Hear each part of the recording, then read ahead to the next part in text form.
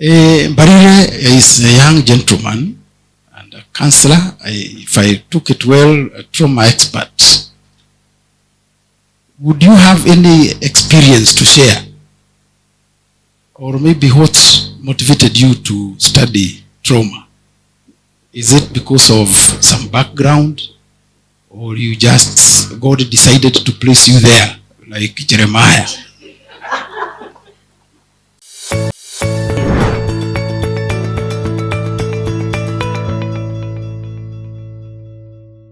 Now we are turning to you as an audience, and I don't know whether we have the same mic or David has another one that can go around the audience.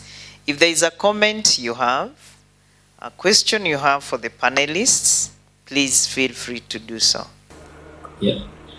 Thank you very much. Thank you for the entire talk. My name is Nora. I am perhaps it's a rhetoric question that can go from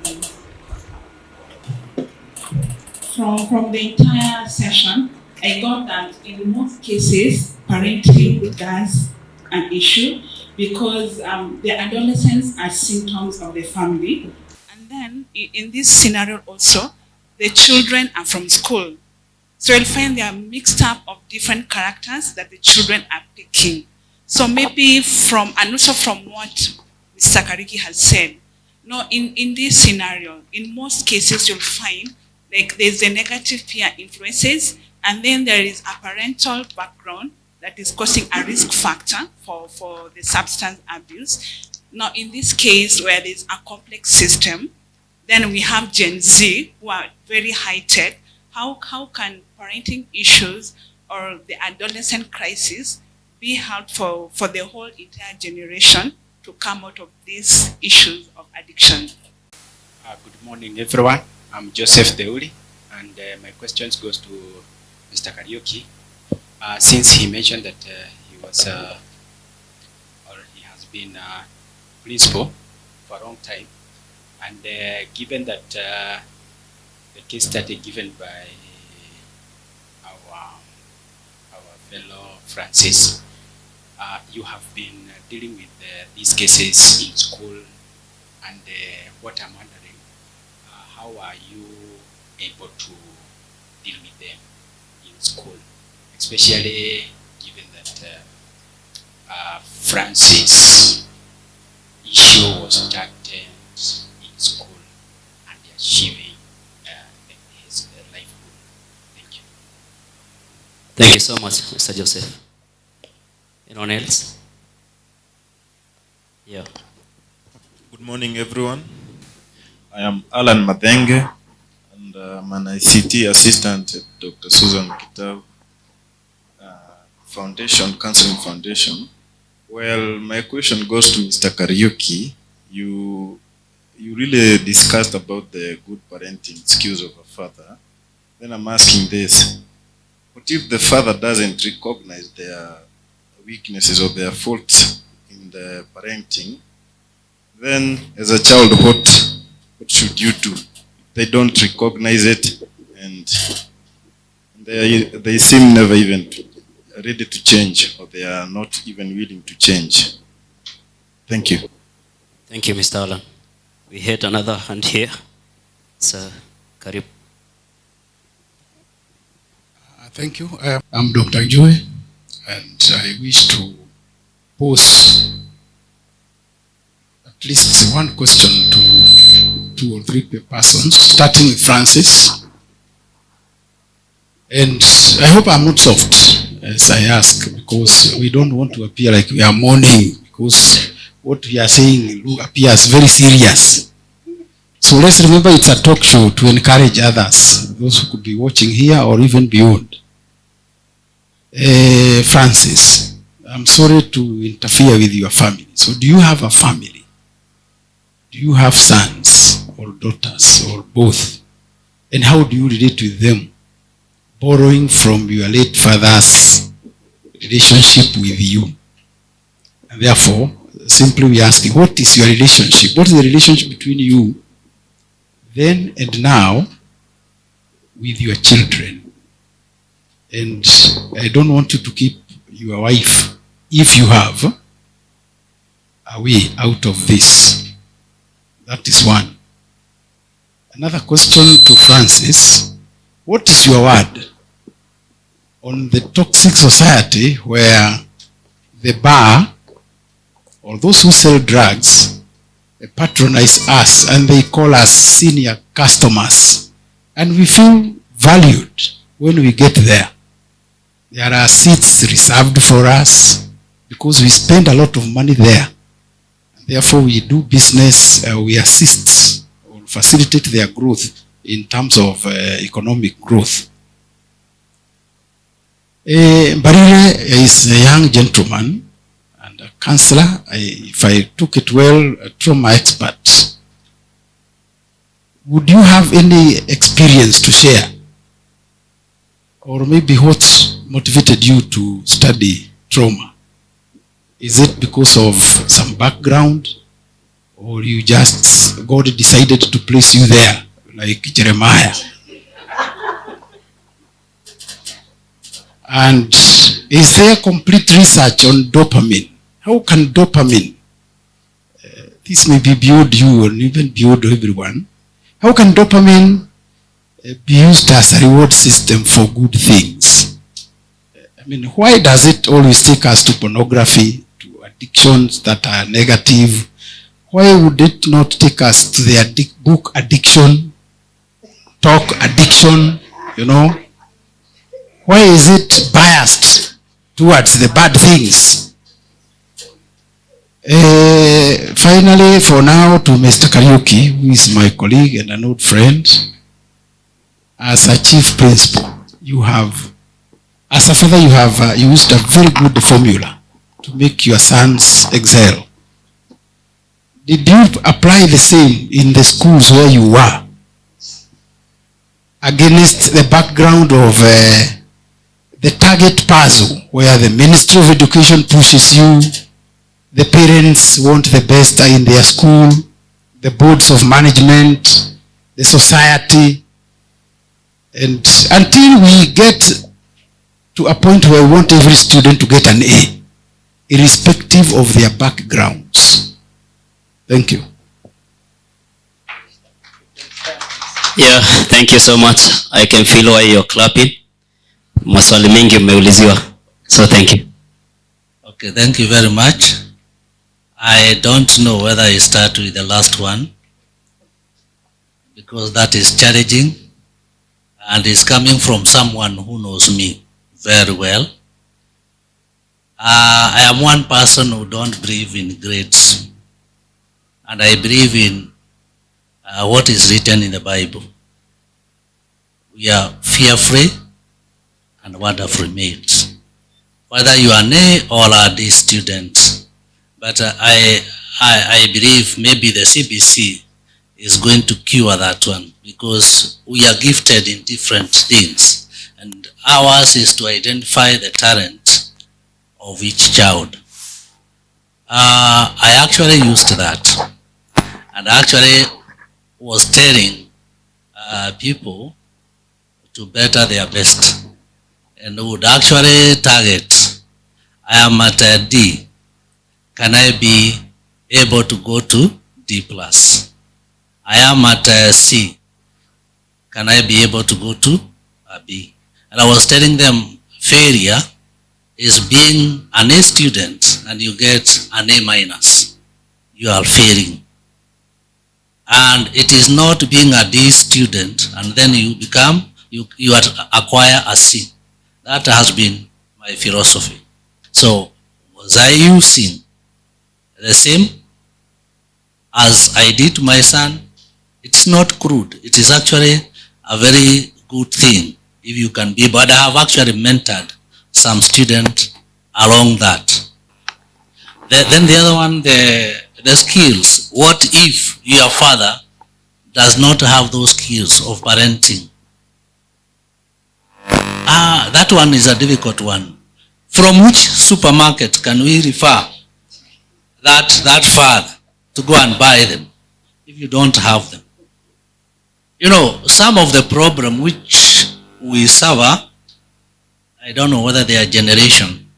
I went through similar so I subject my children the same, and they'll also do the same. And that is why I wanted to be a doctor. And because I did not, I must force one of my son or daughter to be a doctor. That is very wrong. And that one should not be there. Now, do the best you can. But you know, as a son, you are judging your dad. You are saying, my dad is not this. You cannot be a father and a son at the same time. Can you be a good son? I know a person whose dad was drinking a lot. And during our time, he would get the boom in the university and would not drink. Actually, the parents separated when he was in the university because the mother could not withstand that. But what happened to that guy? He said, because of my dad, I'll never drink. So he learned even from the father on how not to be a bad father. So as a son, don't judge your dad. Maybe you'll also become a terrible one. Now you are seeing your dad is not a good one. You might even be worse. What is it that you can do yourself for your own son? You know, in my opening remark, I didn't know this one will come. I said sometime we go through an present situation and we ask God why. Why did you give me such a father? Why didn't you give me the father like my neighbor? Yeah? But what you are going through is to prepare you for something bigger. So become a good father. Was there another one? Yes, just the last one. I think two more, and I'll be very fast. Peer influence. That the students are at school and they have been influenced by others. How do we ensure? There is no way you can shield your son or your daughter. By the time they leave you, you must make sure that they are prepared to go and face the world outside. So you must prepare them.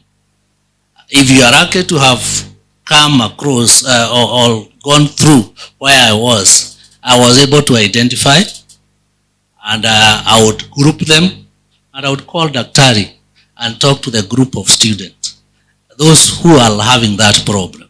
But in the course of my identification, you know you are also not perfect because you are groping in the dark, assuming that this is the problem. So you have to pray, and even to pray to God that you are successful and whatever you are planning will meet the objective. But I remember meeting one of the parents rang me, and I don't know, he keep on ringing me even now when the boy is just about to graduate in the university. She told me that my son told me when for me to start that program, my son told me that there are some boys who are taking drug and you have to help them. And my son, even if you give him money to smoke, he can't. But he is fearing for those people who might be enticed. So you can see, this boy could not smoke. And even if he is given money to smoke, bangi, he could not. But he is concerned about the others. So that is the information I got when I was very new. So I encouraged them to volunteer. And I told them I'm not going to send you away, just if you need help. So they came 5, and I told them to write the name of the others. And from there now, I think you started with a team of 25 students, and which grew to 30. But the example I'm saying, it is the formation, right from home, openness, and the way you have prepared your son to face the world. He cannot be influenced. Teach your son when he is young. When he grow old, he will not come out of. Yes. Wow. And if he come out, those are the things you can do about it. There is one other question. I am not sure whether I got the very second one. how do you identify those students who have drugs? Maybe through their actions, they are not attentive, poor performance. If you are a parent, you can see the performance going down. It's becoming dirty. And of course, the kind of friends. Show me your friend and tell you the person you are. So in school you identify, but if your aim is now to go for the grades, you don't care as long as they take drugs and they are performing well. You are not concerned. Thank you. Do you want a president who is a drug addict? Wow. Do you want a DC who is a drug addict? I think that Do you is want an architect? Yes. An engineer who is a drug addict? Yes. Do you want a counselor who is a drug addict? Yeah. Thank you so much, Mr. Kariuki. We can give him a hearty clap. Thank you so much. We have only 5 minutes, so what I require from Ian and Francis is a parting shot. I know you are men of few words. What motivated you? Just answer that directly. And then how do we help the Generation Z? And why don't we have dopamine working for good things like football and high performance in school? Yes, thank you. Thank you. What took me to counseling? I pretty much have a story of addiction too. That I was once where Francis was. Only mine was not as a result of loss and grief. It was a result of keeping things to myself, problems that I normally faced. And I shielded myself from wanting to burst out on someone. And so as a result of keeping all those things to myself, the only other way I found of releasing and feeling free, feeling good, is taking alcohol and doing all sorts of drugs. And so, just like Francis, I found my way to Dr. Susan. Yes. And Madam Jane is my counselor. Yeah, so pretty much we've walked that journey together. So that is what inspired me to help other people. Because there are men out there who keep things to themselves. Because there are 3 things about men. Men never want to be beggars, they never want to be bothers, and they never want to be a burden to anyone. And as a result of these things, they keep too much to themselves. They are crying inside, and they don't have that person that they can trust fully to talk to them. And so I would encourage men, if you have someone trustworthy, someone you can confide in and share everything that you're going through, please talk to that person. Don't hurt internally. So, Wow. Thank you. to the next question, how can dopamine be used in a good way? Dopamine is used in a good way on a daily basis. Even right now, it's being used in a good way.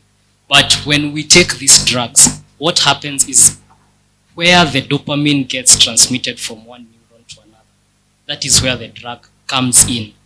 The chemicals in the drug, they come and inhibit that process. And so dopamine is produced in excessive amounts, creating a craving for a particular thing.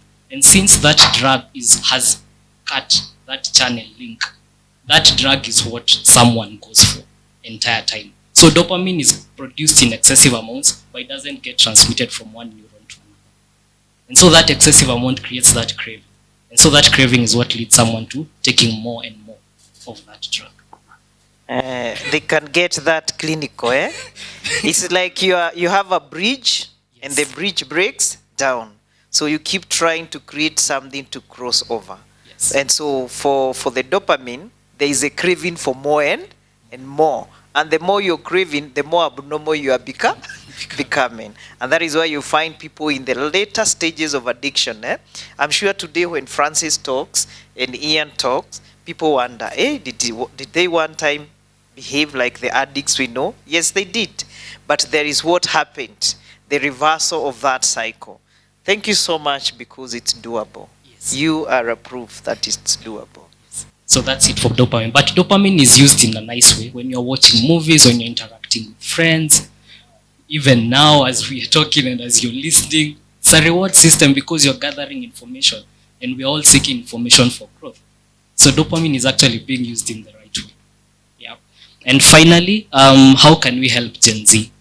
Gen Z pretty much has come at a place where everyone is now successful. People don't know the stories of where people began. Even you as a parent, when you're raising your child, there are certain things you will be telling this child. There's a certain way, I would say in Kiswahili, unamkemea. Una maneno inakwama na yeye, like Francis was saying, I'm now useless. Ama wewe, you won't amount to anything. You know, such kind of comments. And he would go now to the bar to seek solace. Because those comments, they have a way, they stick to the mind of a young person. And those comments drive them to do crazy things. And so when they look at other successful people, they look at you as a parent, they see that you're successful, but they don't know what it takes to maintain that kind of success. Or they don't know what it took you to get to that place. So having a conversation and telling them that this is where it all began. In as much as we are not living in the olden times, we're in a new generation right now, these are the steps you can take to maintain yourself in this society. Wow. Thank you so much. And I think this generation Z is craving for a lot of attention. Yeah? True. So we need to be present for our children because we are busy investing for them, not in them. We are very busy looking for money, but we are not there with them. We don't know when they are hurting. We don't know when they need us. And at the end of the day, I think we are taking them like where you are. You have so much that you wanted to share, but you cannot share. Sometimes we think we are also very good parents, right? Until something happens in the family and we start questioning our parenting. Thank you, Ian. Generation Z. Makofi kwake. Yeah, Francis was also asked a question, and I think he has his questions. He's a man of few words. There we go. We shall meet your target of 1 minute left. Yes, Dr. Njue. During my addiction, I was always in the Mitaros, and my mother would be sending my cousins to come and fetch me. So when my age mates now have grown-up kids, I only got my firstborn 2016 and my lastborn 2019. So I don't have grown-up kids, and they are not boys, they are girls. And fortunately, I also divorced her mother, but I parent them the best way I can by providing for them knowledge that I have in me through counseling, and also financially and spiritually and all that. The other one, about the drinking.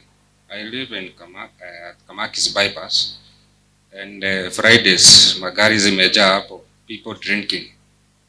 Then we are not talking about these drinkers. The drinkers talking about the second generation drinks. Those drinks have been laced with formalin, benzodiazepines, THC. I can tell you that there was a time we tested the urine of a guy who was brought for alcohol, and you could find traces of bangi, cocaine, heroin, do the LAPI test kit. And you just say, no, I only drink trace. But those chupas, you take them and they make this cheap liquor with all kinds of chemicals. Formalin makes it very addictive, the chemical from the mortuary. So that's why you find them waking up at 4 a.m. to go look for alcohol. Those are the ones who are sick in the mind. Those drinking beer, driving bands, I don't think they have a problem until they reach there and then they don't have money, and then maybe they are looking for cheap liquor, and then go on to them. And that's all. I told you Francis is a man of few words. And thank you so much, Francis. By the way, if you look at Francis' profile picture, the beautiful daughters are there. And I am a witness. Sometimes at work, he tells me one of my daughters, akona baptism. One of my daughters, I think natakiwa niende clinic. And he's doing well. Don't you think so? He's doing well.